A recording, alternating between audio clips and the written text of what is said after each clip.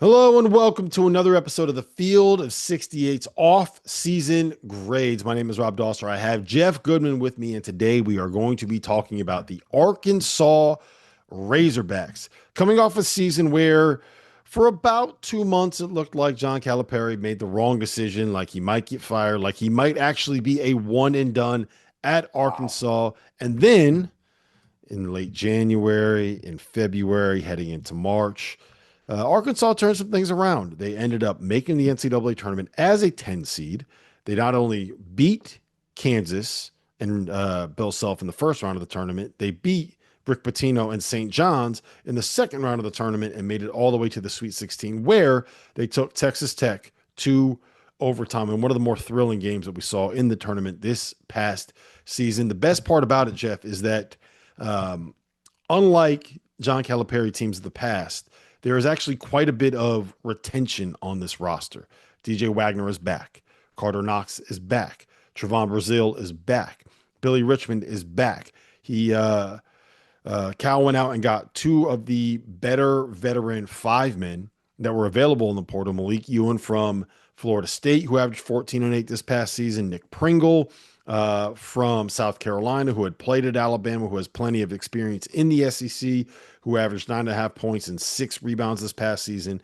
And he brought in another loaded recruiting class, most notably point guard Darius Acuff, a five-star top five player in the class, and Malik Thomas, a five-star top 15 player in the class. Isaiah Sealy is also coming on board. There are a couple bigs from overseas that he has brought in.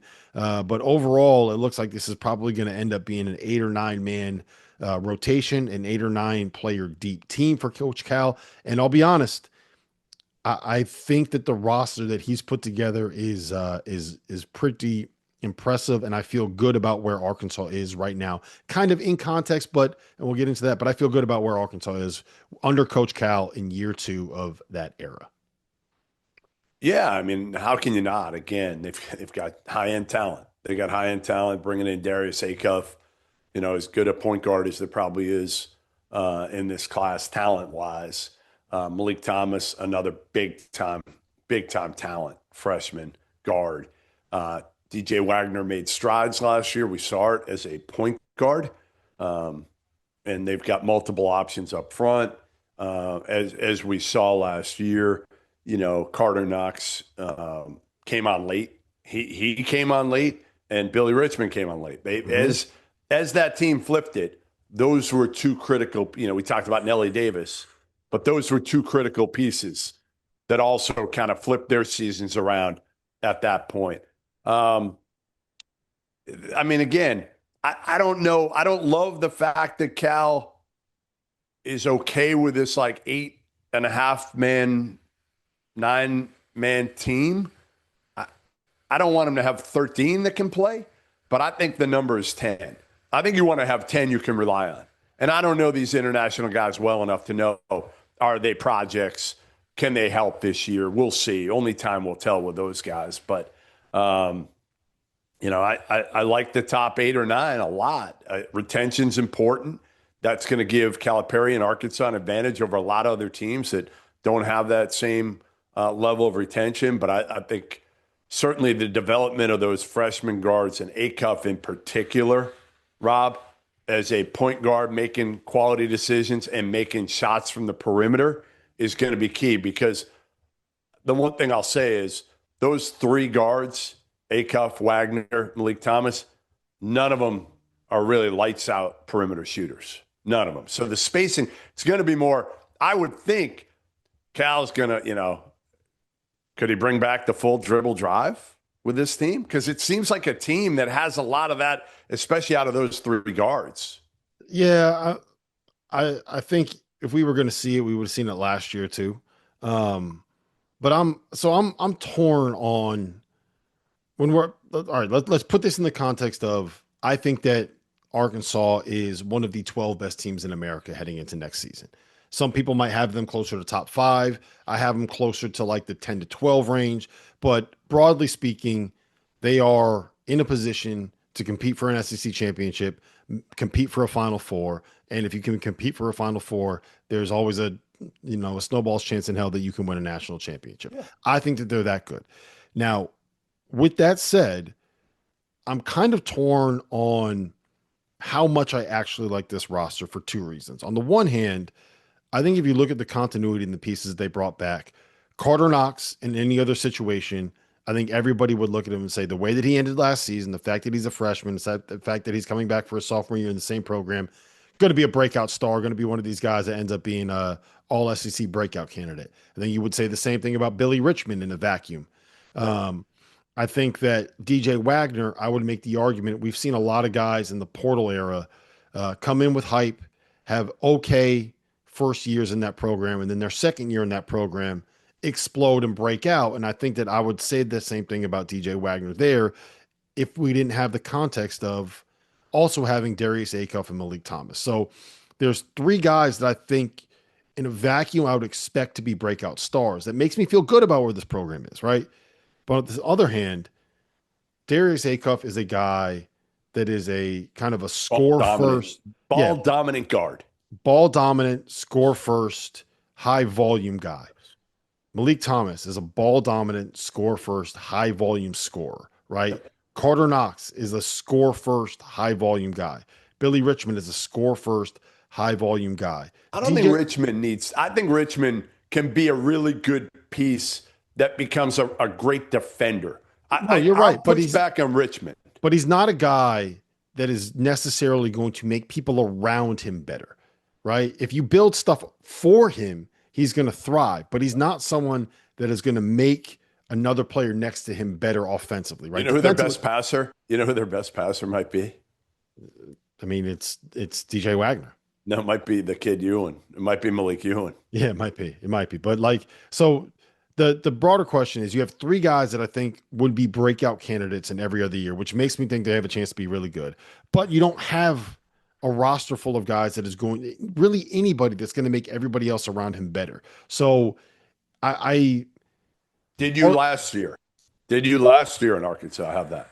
No, I didn't. And I think that Boogie Fland ended up being better than I expected. And then once we got to late in the year, I thought DJ Wagner kind of took a step forward as more of a facilitator. So if he can expand that, so why can't Acuff? I'm going to push back on you and say, why can't Acuff second half of the year? Arkansas's non-conference schedule is loaded. Like Cal generally doesn't do this level, especially with a team. I mean, again, they have an advantage. It's funny. I say a young team because they got two guards, freshman guards, but that's less than what they usually have. This is an old team. They're old. For him, they're old and they've got continuity. So I actually think he did the right thing here because I think he's going to have an advantage early over a lot of these teams. Play him early. And you don't have to play Acuff at the point all the time because Wagner showed he could do it. So you have 2 point guards out there. Neither are a traditional point guard. But both those guys, Wagner is more comfortable in that role than he's ever been. Play him with Acuff, with Malik Thomas, one of Knox and Richmond, and then one of the bigs plays. Brazil, Ewan, or Pringle. I don't think you can play Malik Thomas, Acuff, and DJ Wagner. I don't think there's enough shooting. I don't think there's enough. So you bring Malik off the bench. Bring Malik off the bench. So then you run into a little bit of the same situation you had last year when it was Boogie Fland, Nelly Davis, and DJ Wagner. It was like one of those guys has to come off the bench. They don't all necessarily fit. So that's my concern with this group. Now, the one thing I will say about Cal is that when he was at his best at Kentucky, he got guys to buy into being role players. Like Devin Booker is one of the best players in the NBA and was nothing but a role player standing in the corner, like 14-minute a game guy for Kentucky the year that they had a chance to go undefeated, right? We've seen players accept roles at Kentucky that are much different than what they are in the NBA. SGA started off coming off the bench. Tyrese Maxey was a complimentary piece to Emmanuel Quickly at the start of that season, right? Can he get these guys to buy into playing a role this year in an era where they're getting paid 7 figures to go out there and play? Yeah, I mean, he'll get them to buy in. The difference is, though, it's funny. Like, I just think, and I've said this, Cal's lost a little bit of his juice. we've ripped on him for years about his X's and O's. I still worry that that staff is too much of Cal yes men instead of pushing back and coming up with, new, again, new, adaptable, creative, like ideas. I think you got a lot on this team. You got a lot to work with because you got a lot of versatility, right? I mean, that is something you have here. You've got some versatility. You got different pieces. We haven't really gotten to Brazil. I mean, he's super versatile, and he played really well down the stretch. It took him a while again, but he was great down the stretch. The kid Ewens, a really good rebounder, good passer, spent what, 1 year at Florida State last year. But he's a guy that certainly, can face up, can drive it, can rebound. Like, they've got options. They've got a lot of options in this team, even though they've only got 9 proven guys. But they're all proven. Like, even if Acuff's not proven, Malik Thomas isn't proven, but we know that level of talent is NBA one and done type talent, plus all these other good college players that may not have been one and done when they thought they were going to be, but they're all going to be good players. So I like this team a lot. My biggest concern, and I know people are going to think this is like hate. Well, he doesn't like Cal, this, that, he's anti-Cal. But I think it's fair at this point. I think it's fair over the last 5 years. If you look at what John Calipari has done over the last 5 or 6 years, I think it's fair to question John Calipari in coaching, in X's and O's and coaching. He's had talent, and they've underachieved, whether it's been in the tournament or the regular season. They've underachieved for a good portion of every single year. John Calipari, the last 5 or 6 years, is not John Calipari of the previous 10. Clear as day. It's not. Well, even then, Cal was never the guy that was reinventing the wheel when it comes to what he was running. He had players talented you. Yeah, he had players that were better than you, and he was able to put them in a situation where we can run the same shit over and over and over again, and it's going to work because I'm going to put my best player in an advantageous matchup, and he's going to be better than your best player, and he can win that. And I don't know if he can necessarily do that now, but I will say that he does have guys that are. We said they're high volume and they're not going to make other players better, but you know what? They can go out and they can win a matchup one-on-one. Carter Knox can go get a bucket, and they're older. They're older. Acuff can get a bucket, and you know what's gone underrated.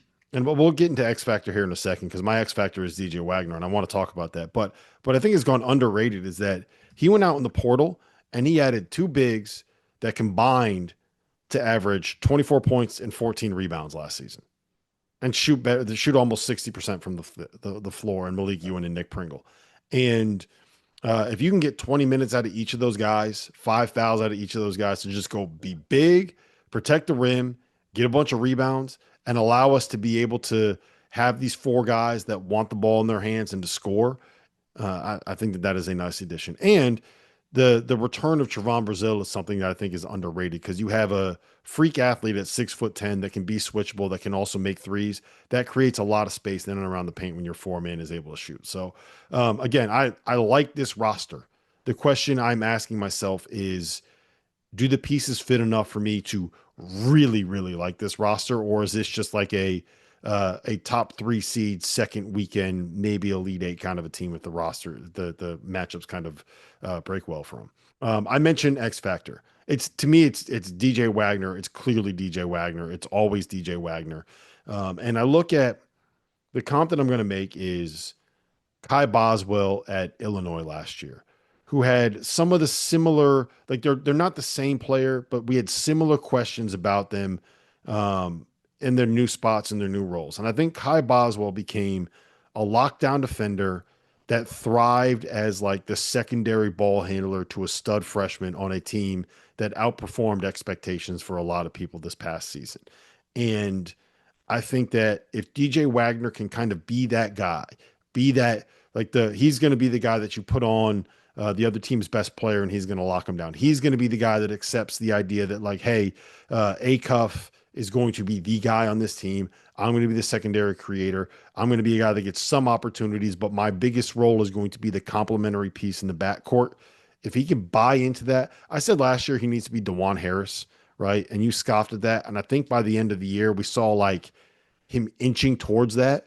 If he can buy into that role and excel in that role, that is what takes Arkansas to me from being a good team to like, okay, we got to talk about them as a potential SEC regular season champion. I think DJ Wagner now is what you saw him at the end of last year. And that's fine. That's fine. Good. Like you Yeah. said, that'd be really good. I still don't want him as my lead point guard. I don't. He did a good job of it for the most part. I want him as my secondary ball handler and my best defensive perimeter defender. I think the X factor is Darius Acuff. If Darius Acuff is a top 5 pick next year, I think then Arkansas is for real. For real, for real. And then they're a Final Four contender. If Darius Acuff is not, and he's up and down and he, just another point guard, Boogie Flandish from a year ago, let's say, as a freshman. They're different. They're different. Boogie Fland could shoot. Acuff can get to the basket. He's electric. But similar in terms of their production. Then I think Arkansas is just another team. Just another team, in that top 25 range. So I think it really depends on Darius Acuff. If he is special, Arkansas can be special. If he's just above average as a freshman and a late first round pick, then I think Arkansas is, they'll be good. They'll be good. That's what they'll be. That's an interesting conversation to have because he is, I think we'd all agree, the best point guard in that class, right? Like pure point guard. I'm not putting Darren Peterson in that conversation, but best pure point guard. But when we talk about how good this incoming class is, all people want to mention is Darren Peterson. They want to mention AJ DeBonsa. They want to mention Cameron Boozer. Even Nate Ament. Nate Ament. Now, Mikael Brown is entering that conversation as well. That's right. And it feels like Acuff has kind of been like, it feels like he's been this known quantity since he was a rising sophomore on the EYBL. But at the same time, it's kind of like he's completely overshadowed by the other top 5 players in this class of 2025. So, that's going to be a really interesting one to see play out. And I agree with you on having that impact Arkansas season. All I'll say is I don't think that's an X factor. I think that's the factor, right? That is the determining part of the Arkansas season. But what are your expectations for this group? They're coming off of a Sweet 16 where they spent 2.5 months as being maybe the most disappointing team in college basketball. And then they were one of the best teams in the SEC, made it to the Sweet 16, knocked off 2 Hall of Famers, arguably the 2 best coaches in college basketball today, en route to John Calipari making it to the Sweet 16 for the first time since 2019. That was the first time since COVID that John Calipari has made it out of the first weekend of the NCAA. Didn't he win like one tournament game in like 5 years? From the I believe that was the Luke. Was it 2019? Was that the Luke May game that they lost in the Elite Eight for the right to go to the Final Four? No, that was overtime to Auburn. Didn't they lose to Auburn? Yeah, it was Auburn. And from that point on, the only game that they had won in the NCAA tournament was when they beat Providence with Oscar Sheway, Kason Wallace, Jacob Toppin in the first round of the 2023 NCAA tournament as a 6 seed. Other than that, they lost in the first round to St. Peter's as a 2 seed, and then they lost in the first round to Oakland as a 3 seed. Okay, so let's start here. Arkansas had top 5 money this year.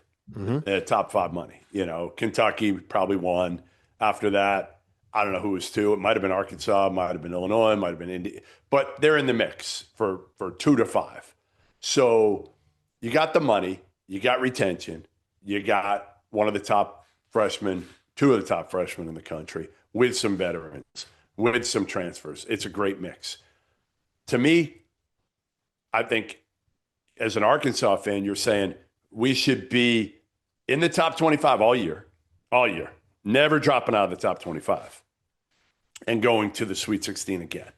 And we want to go further. Of course, we have aspirations of getting to a Final Four this year, or at least an Elite Eight where Eric Musselman took us. But anything less than a Sweet 16 and top 25 all year would be disappointing for an Arkansas fan. If you haven't heard by now, we have partnered with BetMGM for the season. We'll be using BetMGM lines to make all of our picks, and we'll have special offers for the listeners and the viewers. Download the BetMGM app and sign up using the bonus code FIELD. Deposit at least $10 and place your first wager on any game, and you'll receive up to $1,500 in bonus bets. Go download the BetMGM app and use the code FIELD today. So I think my expectations for them, I would set the bar higher, right? Like I think that they should be not just like top 25 all year. I think they should be in the mix for an SEC regular season championship, right? Like look at, I know how good this conference is, but look at Kentucky's roster. I don't think that it's markedly better than Arkansas. Look at Florida. Florida's probably the favorite in that league, but I don't think you look at Florida and say, yeah, you know what? They're going to completely overrun everyone else in this conference, including Arkansas. I don't think you say the same about Alabama. I don't think you say the same about Auburn. To me, the expectation for Arkansas should be in that mix, in that tier, in that conversation for SEC championship. And I hear you. I hear you. And you're probably right. I probably should bring it up a notch. I'm just looking at what they did last year in the regular season and saying, like, at least be a lock in the top 25 all year. Be relevant all year long. Be consistent all year long. And then make noise in the tournament like you did and potentially go further. But the bottom should be what I just said. Top 25 all year and a Sweet 16 appearance. Yep. I think Sweet 16 is the bare minimum after the way that everything kind of played out. So off-season grades, I gave him an A-, man. Like I think you brought back 4 key contributors. You added 2 players in the portal that you really needed to add. You kept 2 freshmen committed, even though you brought back like your point guard and DJ Wagner. The guys that you lost, like Big Z, I don't know how much of a loss that truly is. Boogie Fland, he left, but he left because you bring in Darius Haycup. Like he left for a reason because there was a guy coming in that was going to be playing over him.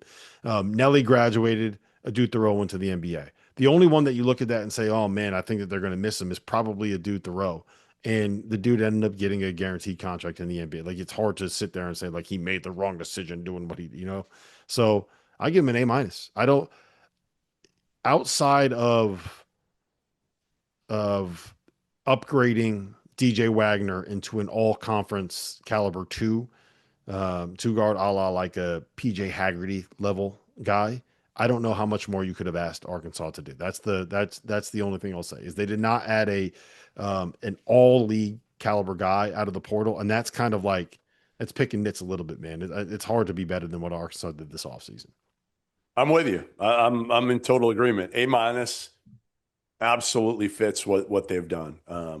They had the money. They utilized the money, I think, in the right way of getting a good mix of, and this is the way, if I'm running a program, if I'm a GM or a coach or whatever, I want a mix. I want a couple freshmen, if they're high-level freshmen right now.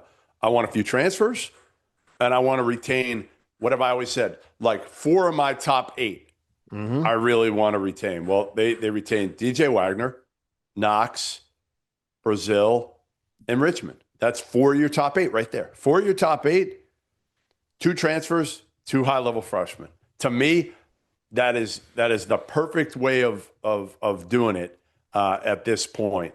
And I think, again, now it's on Cal and the staff to figure this thing out. They're versatile. They can play a lot of different combinations, even though they only got 8 or 9 guys. We'll see if the international guys, one of them steps forward. But A minus is absolutely. I think they did a good job in the offseason. Yep. I don't know how much more you could have asked. Listen, this has been another episode, Field of 68's off-season grades. We'll be rolling out about 40, 45, maybe even 50 of these over the course of July and August. So make sure you're subscribed to the Field of 68 YouTube channel, Field of 68 podcast feed to get all of our off-season grades for what is probably going to be the top 40 to 50 teams in America this season. For Jeff Goodman, my name is Rob Dawson. We'll see you guys on the next episode.